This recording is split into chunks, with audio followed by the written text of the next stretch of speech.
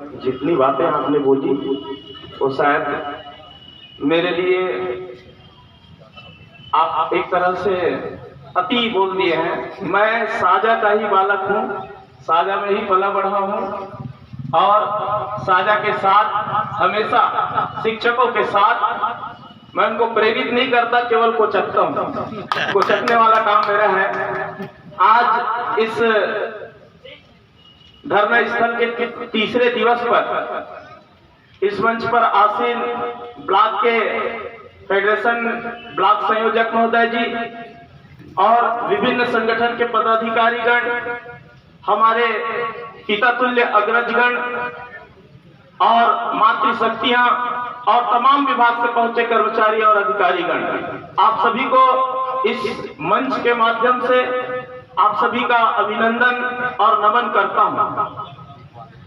अभी आप सभी ऐसा लग रहा है कि मायूस हैं, आप चुप बैठे हुए हैं, तो केवल 30 सेकेंड तक मेरे साथ चिल्लाइए, क्योंकि मैं कोचकने वाला हूं, कोचकूंगा और मेरी आवाज, मेरे नाद ही मेरी पहचान है।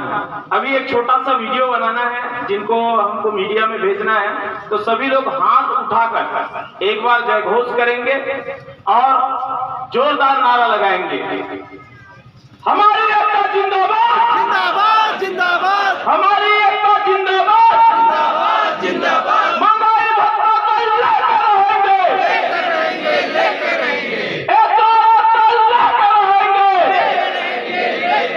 हर जोर जुल्म की टक्कर में, हमारा नारा है, हर जोर जुल्म की टक्कर में, हमारा नारा है, मुख्यमंत्री जी तानाशाही नहीं चलेगी, नहीं चलेगी, नहीं चलेगी, मुख्यमंत्री जी गुंडागर्दी नहीं चलेगी, नहीं चलेगी, नहीं चलेगी, मुख्यमंत्री जी दाऊगिरी नहीं चलेगी, नहीं चलेगी, नहीं चलेगी, अधिकारी कर्मचारी एकता जिंदाबाद जिंदाबाद जिंदाबाद, अधिकारी कर्मचारी एकता जिंदाबाद जिंदाबाद जिंदाबाद, हमारी एकता जिंदाबाद जिंदाबाद जिंदाबाद, हमारी एकता जिंदाबाद जिंदाबाद जिंदाबाद, जुल्म करोगे तो और लड़ेंगे और लड़ेंगे और लड़ेंगे, आवाज नहीं आ रहा है, नहीं लड़ेंगे, और जुल्म करोगे तो और लड़ेंगे और लड़ेंगे और लड़ेंगे, और जुल्म करोगे तो और लड़ेंगे और लड़ेंगे और लड़ेंगे, इनकलाब जिंदाबाद जिंदाबाद जिंदाबाद, इनकलाब जिंदाबाद जिंदाबाद जिंदाबाद। एक बार दोनों हाथ उठाकर इधर बैठे पदाधिकारीगण हैं, उनको आश्वस्त कर दीजिए कि आप आंदोलन में रहने वाले हैं। हाँ, दोनों हाथ उठा के जयनाद करेंगे,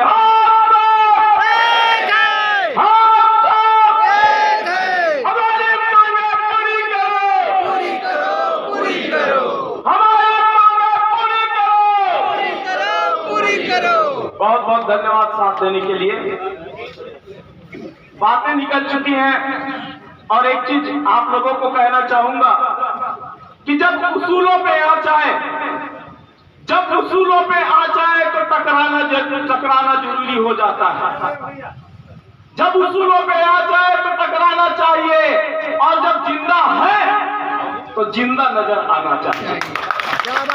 तो जिंदा दिली के परिचायक संघर्ष के सभी मातृशक्ति और भातृशक्ति और पितृशक्ति भी यहाँ बैठे हुए हैं, उनको भी मैं नमन करता हूँ, क्योंकि रंग देने के लिए मेहंदी को पीसना पड़ता है, रंग देने के लिए मेहंदी को पीसना पड़ता है और फौलाद बनने के लिए लोहे को पिघलना पड़ता है।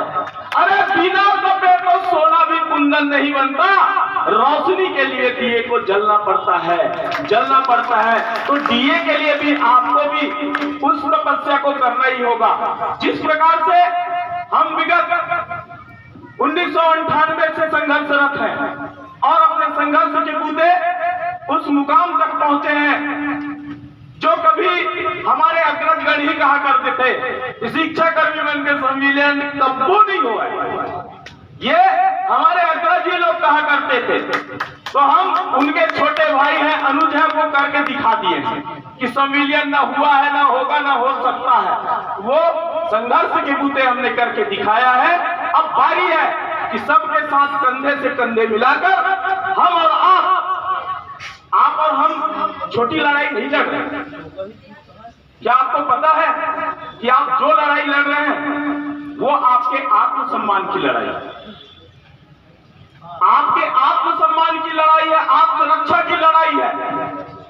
अगर इसी तरह सरकार की नीतियों का आप विरोध नहीं करेंगे तो मैं दावे के साथ कहता हूं कि आप हर बार एक भीखमंगे की तरह रहोगे। जब उसका मन आएगा तो इतना डीए देगा, एचआरए देगा, जो भी देगा उसको चुपचाप लेना पड़ जाएगा, अगर विरोध नहीं करते हैं तो। क्योंकि 2019 से जो वेतन दे था, महंगाई भत्ता दे था, आज तक नहीं मिला। कोरोना काल की संकट सभी लोग भली भांति परिचित हैं उनसे। उस समय में ऐसा नहीं है कि कर्मचारियों ने कोई सहयोग नहीं किया। हमारे शिक्षक साथियों के साथ साथ स्वास्थ्य विभाग के साथी और अन्य विभाग के साथियों ने भीषण कोरोना काल में ड्यूटी किया और लगभग हमारे 3500 शिक्षक कोरोना संक्रमित होकर काल पे काल में समा गए। उसके बाद कोरोना संकट में शिक्षकों ने कमान संभाला और ऑनलाइन पढ़ाई की व्यवस्था में अपनी जिम्मेदारी निभाया, जिसके बूते आलोक शुक्ला जी को दिल्ली में एक अवार्ड भी मिला था। और वही आदमी कहता है कि निकम्मे है गुरुजी लोग या कर्मचारी लोग।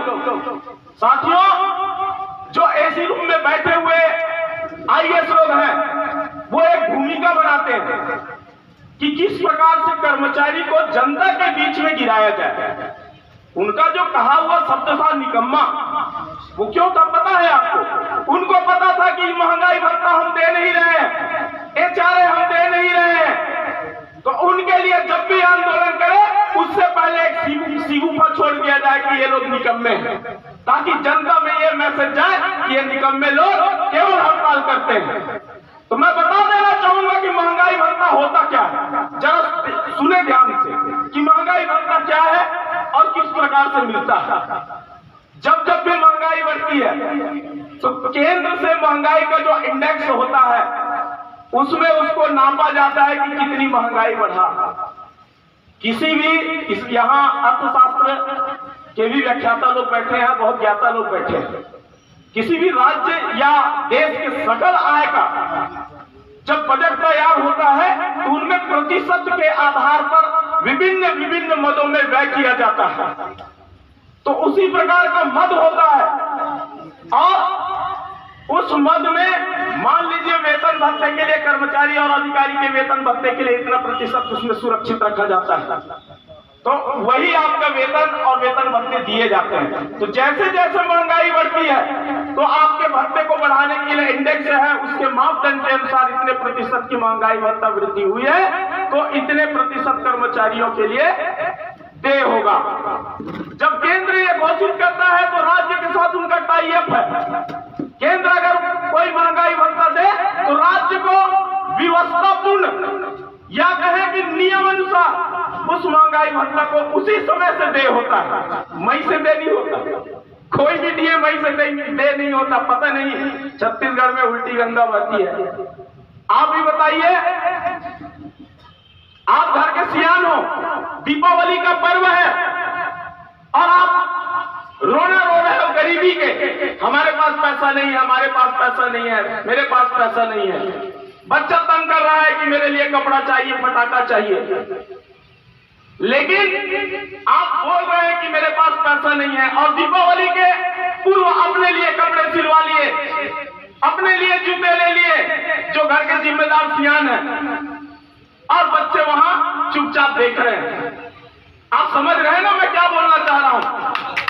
तो छत्तीसगढ़ की कितनी बड़ी विडंबना है कि छत्तीसगढ़ का जो सियान है एक तरफ रोना रोता है कि छत्तीसगढ़ कंगाल हो गया है, छत्तीसगढ़ की आर्थिक स्थिति ठीक नहीं है, दूसरे तरफ 65,000 70,000 रुपए एक वेतन टेबल को थपथपाकर बढ़ा लेते हैं। तो ये कैसा मुखिया है जिनके राज्य के कर्मचारी, जिनके राज्य के बच्चे रो रहे हैं और वो नए सूट सिला के अपना दिल्ली घूम रहे हैं, सुख भोग रहे हैं। धिक्कार है ऐसे मुख्यमंत्री को। और जनता को भी बता देना चाहता हूं कि महंगाई भत्ता कर्मचारी को देने से सरकार के 1 रुपया का भी वित्तीय भार नहीं नहीं आता, 1 रुपए का भी वित्तीय भार नहीं आता।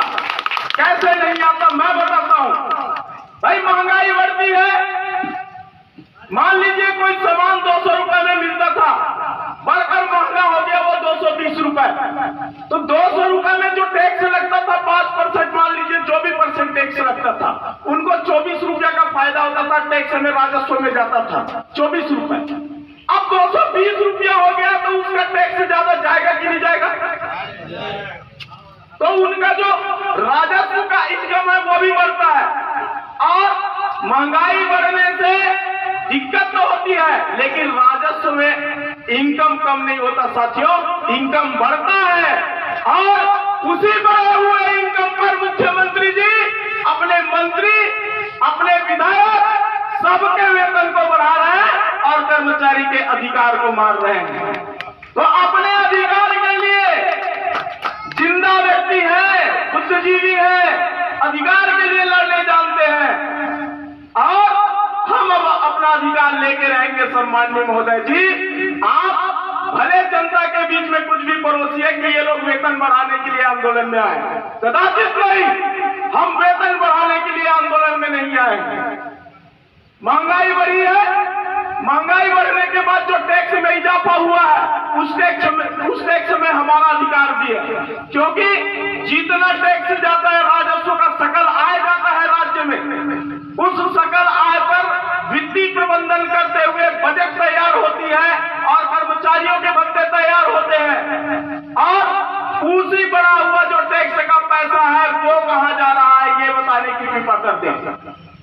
कुछ हमारे गांव के छोटे मोटे लोग जो 10वीं पास भी नहीं हो पाए हैं और किसी पार्टी से जुड़ गए, वो यहां तक अब लिखने लगे गुरुजी हड़ताल में गए हैं, नौकरी छोड़ दे, हम 10,000 में नौकरी कर लेंगे। अरे मेरे भैया 10,000 में नौकरी कर लेना, 2 रुपये में नौकरी कर लेना, लेकिन काबिलियत तो रखो। 10,000 मैंने उनसे कह दिया, 10,000 शिक्षकों की भर्ती होने वाली है। अगर आप में काबिलियत है, योग्यता है तो गुरुजी बन जाइए। बहुत शौक चढ़ा हुआ है गुरुजी बनने का। तो काबिलियत की कीमत होती है और शिक्षक राष्ट्र निर्माता है। शिक्षक की गोद में प्रलय और सृजन दोनों पलता है साथियों। इसलिए महंगाई भत्ता हमारा अधिकार है, उस अधिकार को लेकर रहेंगे।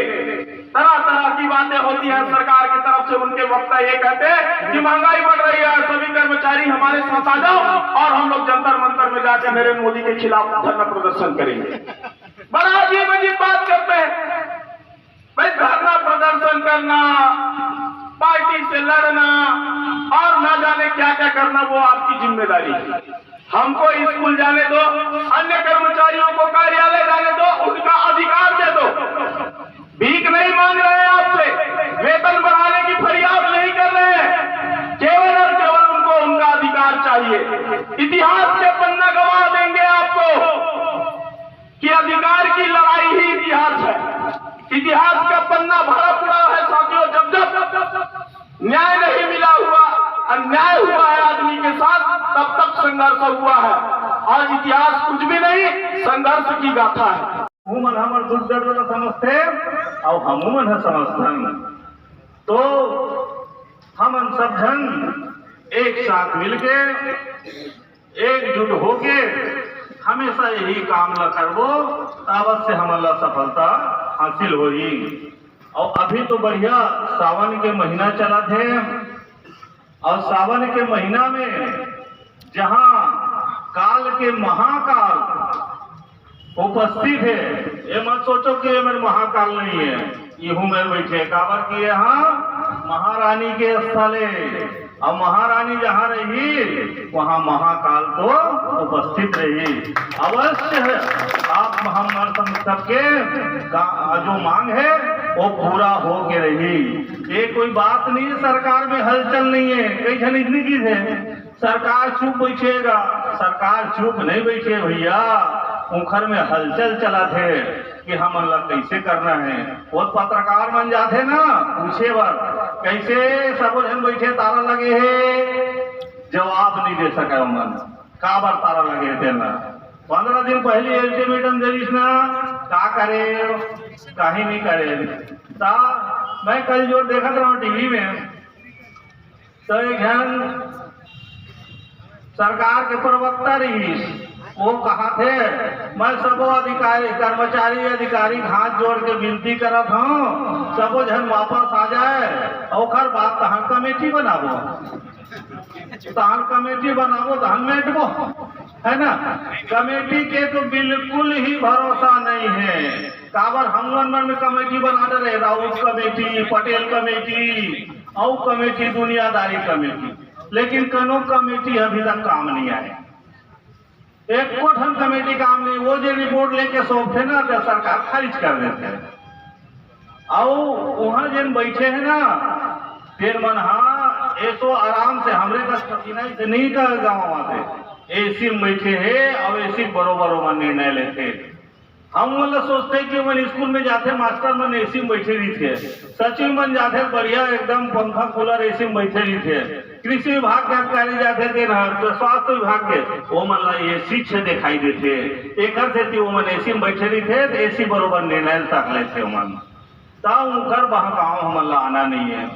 हम निर्णय चाहिए चाहे हम बर्खास्त कर दे, ये हमारे मन के दृढ़ संकल्प होना चाहिए। तो जहां दृढ़ संकल्प और इच्छा शक्ति होगे वहां सफलता अवश्य मिलेगी। तो मैं ज्यादा नहीं कहते हुए अपने वाणी कहीं पर विराम देना चाहता हूं और मैं ये कहना चाहूंगा हम लोग पंचायत विभाग के हैं, बोली बात में ठेठ लिखन हमारा और गुरु जी मन है ना एक एक शब्द के विश्लेषण करते और हमन वो शब्द ला पढ़त रहे तब जाने ना। अब 27 साल हो गई जी गांव वाले सब संग रहवत है ना, काय दाई काय दादा ऐसा कैथन हुआ। अब गुरु जी मन लड़का मन पढ़ाते ना तो सब तक विश्लेषण करते और मोरो वाणी से कोई प्रकार के कोई शब्द गलत या अशुद्धिपूर्ण हुई तो ओखर बारे में ध्यान मत हो और सविनय निवेदन है बोला क्षमा करे का प्रयास करो। बस यही कह करके अपने वाणी का विश्राम देते। हेलो।